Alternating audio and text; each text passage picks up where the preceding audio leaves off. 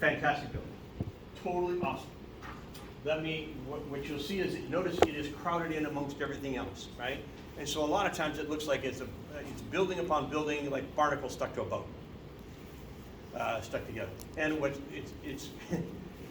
it's on the one hand, ground zero of the Christian faith because it's the site of the resurrection, almost undoubtedly.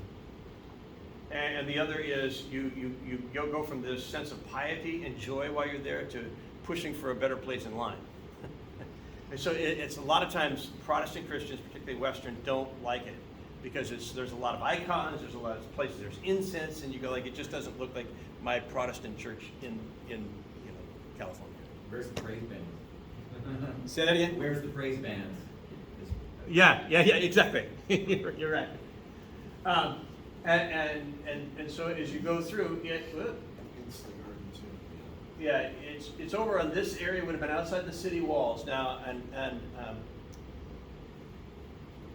my book's called The Linchpin, which is 7 Reasons to Believe Jesus Rose from the Dead, totally apart from the Scripture. I mean, Scripture teaches us that, but there's also very logical reasons to believe in the resurrection, and so there's a section in there about this, but it's outside the city walls in Jesus' day. In 44 AD, Herod Antipas said, hey, I want to extend the city, and he builds these walls out here.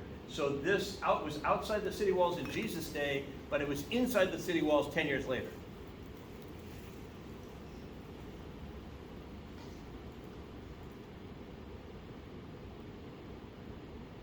You enter it from the side now. Hang on one second. I want to see if the video is in here. Not sure there is. You enter it from the side. One of the places, the entranceway, the Crusader building is blocked up. Now, just walk through this. You also, I believe, have this, don't you?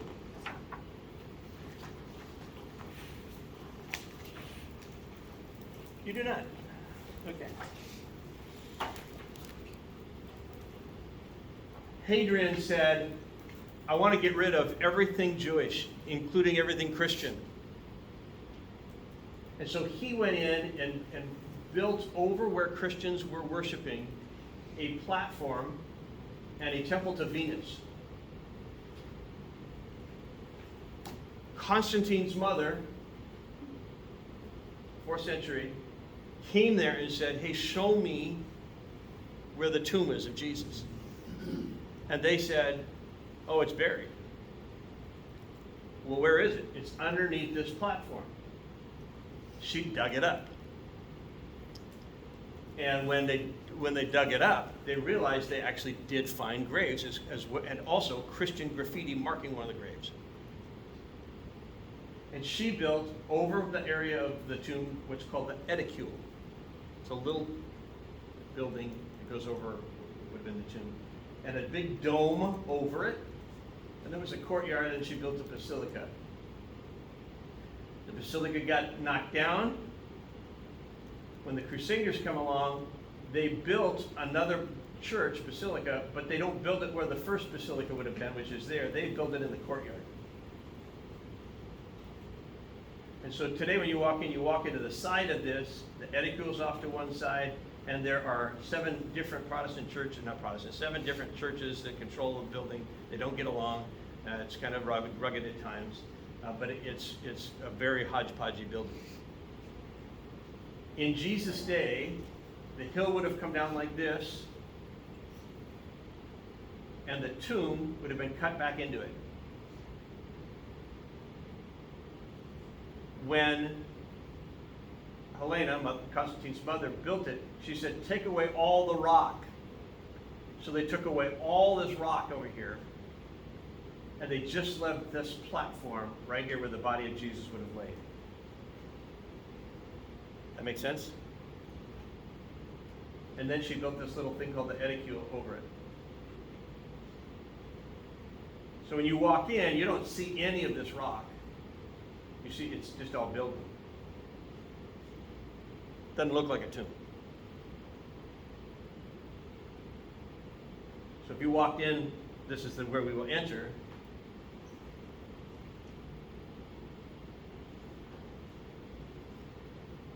That's how the rock would have been. and it's cut away back to here. So you'll go in, and to the left would be where the burial of Jesus is. Yeah. Were there other bodies laid with Jesus? Was this a burial place, like for the community sort of thing? Great. What do you remember about Jesus' tomb? Remember what it says to us about it? Yeah. So you leave it out, no one had made it in at that point. Say that again? No one had laid on it. Yeah. Yeah. New tomb. Joseph of Arimathea.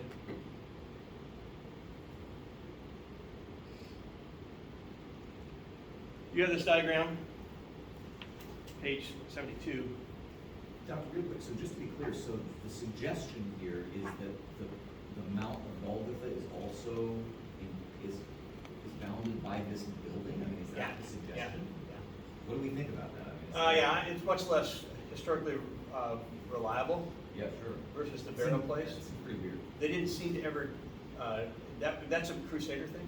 Yeah. There's no Golgotha Chapel in Helena's church or the Basilica. Crusaders added that. And so they found this place right here where the rock is not very good. It was, I should say this, I'll show you, see it now. It was an 8th century quarry in Jesus' day. And quarries make great places to build tombs. Yeah, that's it. Yeah, there's a picture at the bottom. Thank you. Quarries make great places because it gives you this wall. And then you can dig back in and you can create a beautiful facade. So there was a place where the rock wasn't very good. It didn't get quarried. And then when the Crusaders built their church, they said, well, look, there's a hill. That must be where he was crucified. The tomb is legit. The quarry for the unquarried. Yeah. Right. Were tombs typically for single people or several? So this Several. was a special. Yeah. And we'll walk, I'll take you to about 3 or 4 tombs. Give you the opportunity to go in them. First century ones, because they changed over the years, depending if it's an Iron Age tomb or if it's first century tomb. Yeah. But it could be the spot, because it says in John, Close by. 1941, it says, now in the place where he was crucified, there was a garden, and in the garden a new tomb in which no one had been laid. So because of the Jewish day of preparation, and since the tomb was close at hand, they laid Jesus there. The close at hand there is the thing like, okay, it's not too far away. That's right. It's true.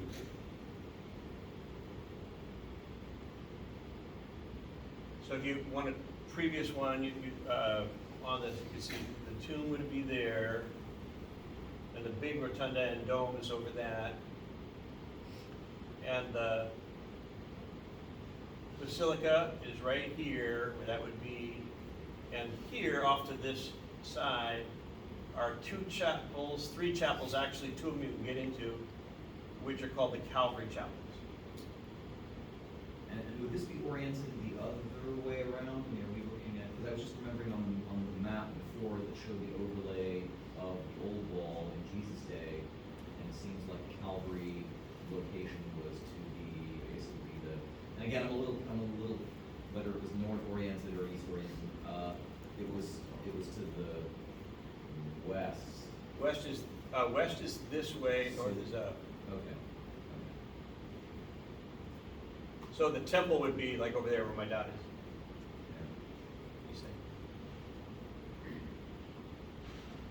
Okay, so there's a couple things that you're going to want to notice on this. Hang on, let's see if I do it. I can't remember what's the video's in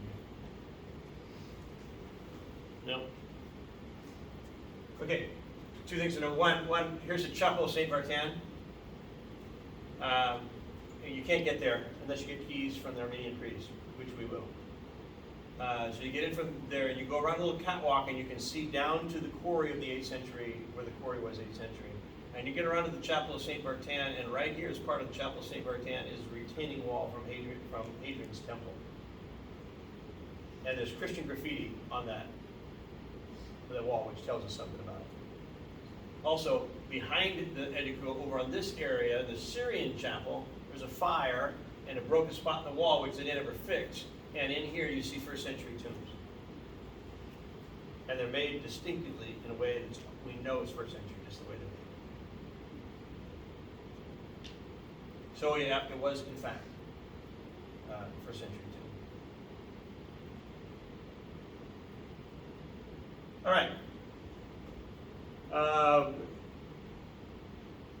Grab a partner and let me ask any questions from what we've done so far.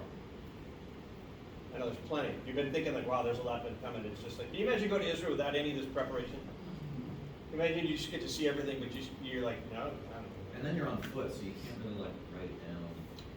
Yeah, Could you send us these PowerPoints? I can. That'd be great. Okay, yes, sir. What is the prison of Christ? Good. You gotta remember that any place where they put an altar and you can do mass is called a chapel. Right, so it just could be like an altar standing there and you go, this is the chapel of, okay, right. So over the course of years, they created these chapels and then they named them. And so it's like, okay, that's where they kept Jesus in prison. Oh, this is where they took his robe. Oh, this is where they nailed him to the cross. Oh, this is where Mary Magdalene was praying, was crying. Oh, so they get these names over the year. Yeah. One of your earlier pictures had something about the grave of battle. Just they had the Total fingernails. total apocryphal or. Total. Yeah. Okay. Total. And so you got this outcropping of rock that couldn't have been quarried because it wasn't very good, right? Yeah. And the top of that, they say, oh, hey, this is the church of this is where he was crucified. Sure. Right? It's a nice little theological connection. But That's it. Yeah. That's it. And so underneath there, was there with Dr. Kloa, and he knows because of his work with the Museum of the Bible. He knows the Greek patriarch of that place, and so we're there, and the Greek patriarch meets us, and we're standing there, and he's going to show us places. And the Greek patriarch says, "Have you ever seen the back of Calvary?" I'm like, no. Would you like to see it? I'm like, yeah. So we're walking along, and we're walking down this hallway, and he stops. Here's what it looks to me like a closet door. He takes this thing of keys out, and he opens it up, and he opens the door, and so you kind of slither back in there, and it's the back side of that rock that was unquarried. It's just, and they go, it's a chapel of Adam in there. This is where Adam died, and the blood that flowed down from the cross flowed over Adam in order to take away the sin that entered the world through Adam. I figured it was something. It's great theology, Yeah. but Yeah. Heather, yeah. So is the place of Golgotha not like a super valid? I wouldn't put it anywhere near the validity of the tomb. And with the tomb, there's almost like a pedestal outside of where you enter inside of the Etiquette. Yeah. Is that where the angels probably were when the tomb rolled back? There's two little chapels that they call. One is the chapel of the angels, and the other is the chapel of the tomb. So, and the first chapel is because they're saying, yeah, this is where the angels sat.